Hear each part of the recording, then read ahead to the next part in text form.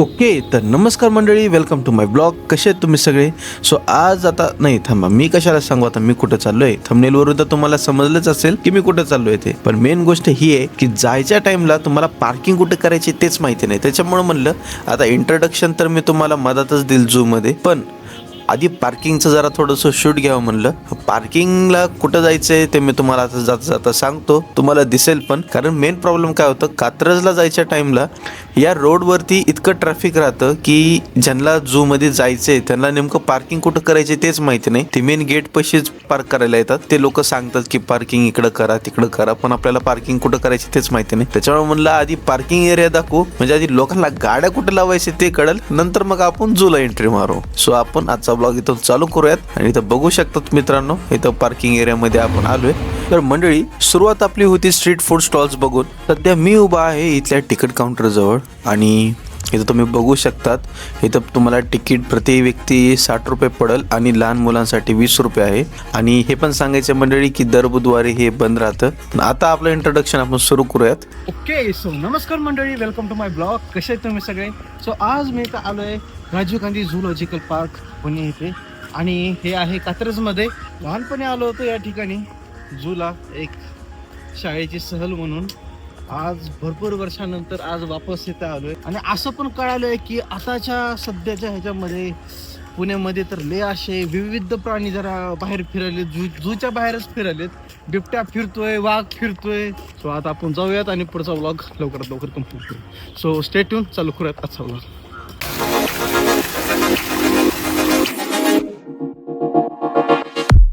तर मित्रांनो, या मॅपमध्ये आपल्याला स्पष्टपणे दाखवलं आहे की कोणते प्राणी कुठल्या भागात आहेत. त्यांचे वेगवेगळे विभाग आहेत. तसेच मित्रांनो, इथे सफारी रूट, बस स्टॉप्स आणि चालण्यासाठीचे मार्ग सुद्धा या मॅपमध्ये दाखवले आहेत. आपण आज या मॅप प्रमाणेच एक एक सेक्शन एक्सप्लोर करणार आहोत.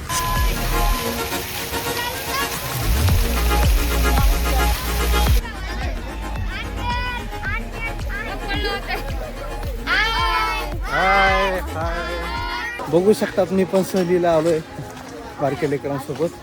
मस्त यांच्यासोबत सहल करू आलो होतो. एकटा इथं ब्लॉग काढायला, एवढी मित्र कंपनी पण भेटली.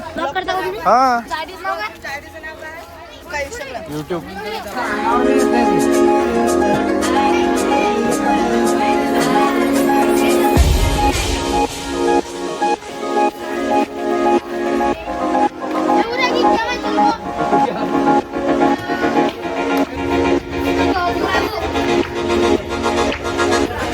मित्रांनो, हे जाळीदार अजगर आहे.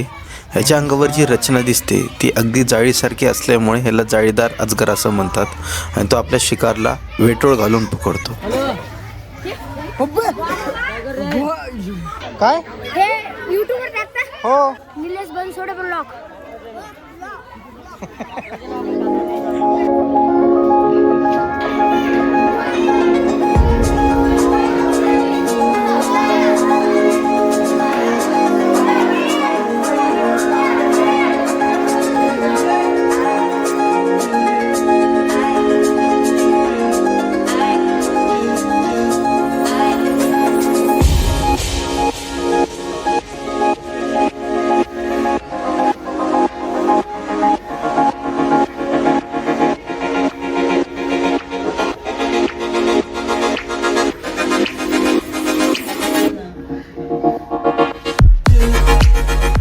मंडळी, गोरपड कुठं आहे? तो गोरपड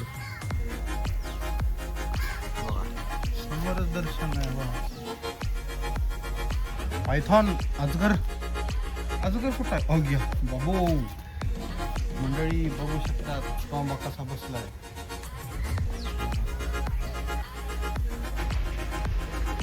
आणि मंडळी, इथं बॅटरी ऑपरेटेड व्हेकल्स आहेत. इथं गाड्यांची वेळ, पुन्हा नंतर जेवणाची वेळ इथं तुम्हाला दिसेलच. इथं दर तिकीट एक 40 रुपये आहे. तर जर तुम्ही सिनियर सिटीजन असाल किंवा तुम्ही कुठं पॅरेंटल असाल, लहान लेकरं आहेत, प्रवास नाही करू शकत असं, तर त्याच्यासाठी पण व्हेकल्स आहेत.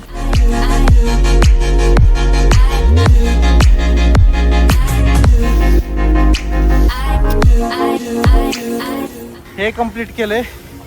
इकडून आपण इकडचा भाग सगळा कंप्लीट केलेला आहे. आता आपल्याला जायचं आहे इकडच्या साईडला. सो आता आपण जाऊयात.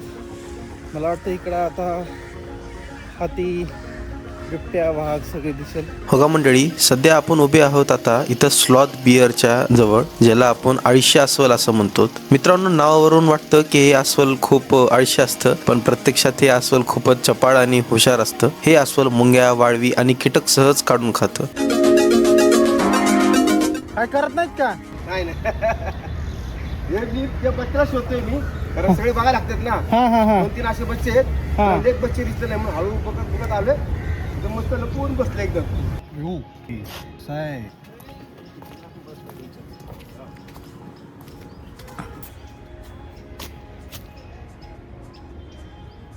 असं पॅशन पाहिजे मित्रांनो. इतके सिनियर्स आहेत, म्हणजे त्यांचं एज बघा, त्या एजमध्ये पण ते अशा पद्धतीने फोटोग्राफी करतायत.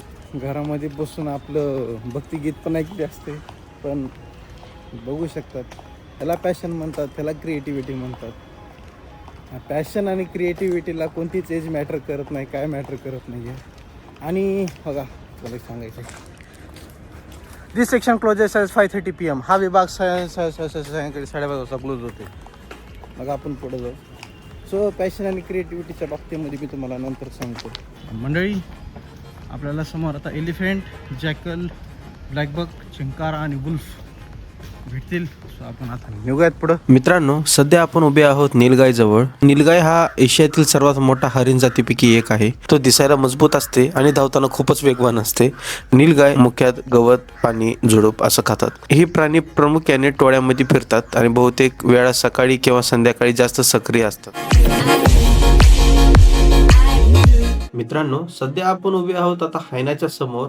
म्हणजे या हायनाचं हसू इतकं फेमस आहे की वाटतंय आपण याच्यावरती कॉमेडी शो चालू केलं तर काय हरकत नाही. याचे दात इतके मजबूत असतात की हाडे सुद्धा कुरकुरीत बिस्किटासारखे खाते. रात्री बाहेर येतो, म्हणजे नाईट शिफ्टच्या कर्मचारी समजा एक प्रकारचा. दिवसा झोप घ्यायची, रात्री पार्टी आणि मग शिकार.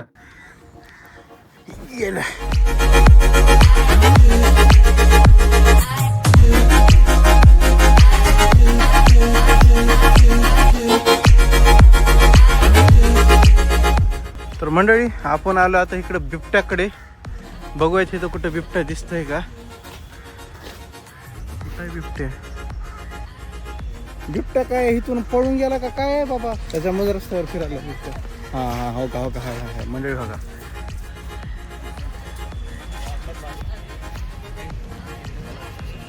बिबट्या झोपलाय. बिबट्या म्हणालाय की मी तुम्हाला आता भाव देत नाही, मी डायरेक्ट रस्त्यावर येतो. त्यानं म्हणते ठीक आहे, बघायचं स्थान आहे काय मला? बघायची जागा आहे. अरे बघायचं असं तर तुम्ही हिंजवडीमध्ये बघा, फेसमध्ये, आंबेगावला बघा, कात्रजला बघा, खरडीला बघा. अहो, मला जंगलात बघू नका, मला रस्त्यावर बघा. मी रस्त्यावर तुमच्या घराच्या आजूबाजूला फिरतो म्हणतो. बिबट्या हवा करायला आता सगळीकडे. बिबट्याला तोड नाही.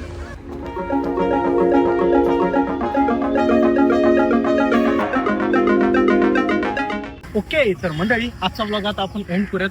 तुम्ही मला सांगा आजचा ब्लॉग तुम्हाला कसा वाटला ते, आणि आवडल्यास लाईक करा, शेअर करा आणि सबस्क्राईब करा. आणि आता सध्या मी आहे पुण्यामध्ये, तर जेवढं कॅफेज, जेवढं टेम्पल्स, अजून भरपूर गोष्टी मी एक्सप्लोअर करू शकतो तेवढं तर मी ऑफकोर्स करणार आहे. ओके, सो जेवढे पण पुणेकर लोक आहेत त्यांना जर असं बघायचं की मी पुण्यामध्ये कोणकोणते नवीन नवीन प्लेसेस आहेत, कोणकोणते नवीन ओपन झालेत किंवा कोणते असे एक्झिस्ट आहेत की ते आपल्याला माहिती नाही, तर तुमच्या भावाला लवकरात लवकर सबस्क्राईब करा. कारण तुमचा भाऊ असेच एक नवीन नवीन प्लेसेस तुम्हाला आणत राहणार आहे. सो लवकरात लवकर सबस्क्राईब करा. ओके, आत्ताच्या आत्ता सबस्क्राईब करा. बघू शकतात एकदम छान ब्लॉग झालेला आहे. आणि सबस्क्राईब करा लवकर. ओके, भरपूर असे लोक आलेत, भरपूर स्कूल्स मधले आलेले आहेत आणि खूप छान वाटलं. पण आता आपण ब्लॉग करूयात एंड. ओके, भेटूयात आपण अशाच एक चांगल्याशा पुढच्या ब्लॉग मध्ये. आता तुम्ही तुमची काळजी घ्या. मी येईल उद्याच्या ब्लॉग मध्ये. ओके, शक्यतो मी एकतर माझं तर काहीतरी काढेल, नाही तर बाहेरचं काढेल, पण तुमच्यासाठी मी नक्की काढेल. ओके, तुम्ही जसं मला प्रेम देताय, जसं मला तुम्ही सपोर्ट करताय, सो थँक्यू सो मच. आता बाय.